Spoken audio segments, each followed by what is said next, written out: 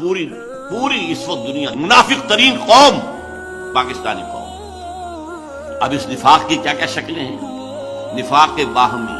اب وہ قوم کہیں نہیں ہے، ڈھونڈ اب اس کو چراغ رخ زیبا لے کر. وہ جو قوم ہوتی تھی، وہ جو 45 46 47 میں قوم، وہ کہاں ہے؟ اب تو قومیتیں ہیں، اب تو عصبیتیں، صوبائی عصبیتیں ہیں. اگر قوم ہوتی تو آج تک کالا باغ ڈیم نہ بن چکا ہوتا. کس کو معلوم نہیں تھا کہ کس قدر اہم ہے، کتنا ضروری ہے ہماری معیشت کے لیے؟ لیکن نہیں، سندھی کو گوارا نہیں ہے، کوئی پشتون کو گوارا نہیں ہے. ایک قوم ہم نہیں ہے. اب قومیتیں، عصبیتیں ہیں، نسلی ہیں، لسانی ہیں، مذہبی ہیں، تفرقہ مذہبی. نمبر 2، اخلاق کا زوال. اس لیے کہ فرمایا حضور نے منافق کی 3 نشانیاں ہیں. جب بولے جھوٹ بولے، وعدہ کرے خلاف ورزی کرے، کہیں امین بنایا جائے تو غبن کرے خیال. یہ 3 چیزیں ہیں. یارڈ سٹک لے کر ناپ لیجیے اپنے معاشرے کو. اس معاشرے میں جو جتنا بڑا ہے اتنا ہی بڑا جھوٹا ہے، جو جتنا بڑا ہے اتنا ہی بڑا وعدہ خلاف ہے.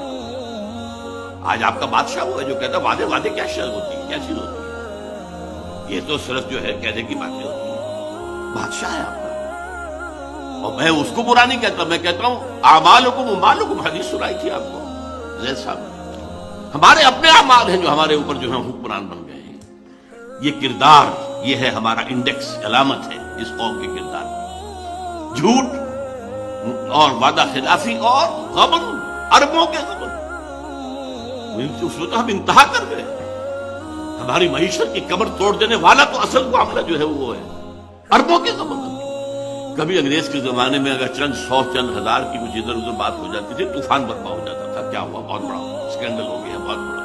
اور اب تو کیا، پھر یہ کہ اربوں ڈالر جو ہیں وہ بینک معاف کر رہے ہیں. اگر کوئی شخص چند ہزار کا مقروض ہو، عام آدمی، اس کا گھر قرضی کرا دیا جائے گا یا اس کے سامان قرضی کرا دیا جائے گا، اور اربوں ڈالر معاف ہو رہے ہیں.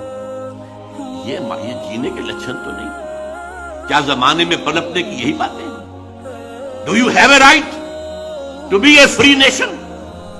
میرے نزدیک تو نہیں. ہمارا جواز تو ختم ہو چکا ہے. ہم آئیڈیولوجیکل اسٹیٹ تھے، and from that point of view we are failed state. Ideology وہ کہاں ہے؟ کہیں بھی نہیں. ہم تو کسی وطنیت کی بنیاد پر تو قائم نہیں ہوئے تھے، بلکہ وطنیت کی جو نفی کر کے پاکستان بنا تھا. ان تازہ خداؤں میں بڑا سب سے وطن ہے جو پیرہن اس کا ہے وہ مذہب کا کفن ہے.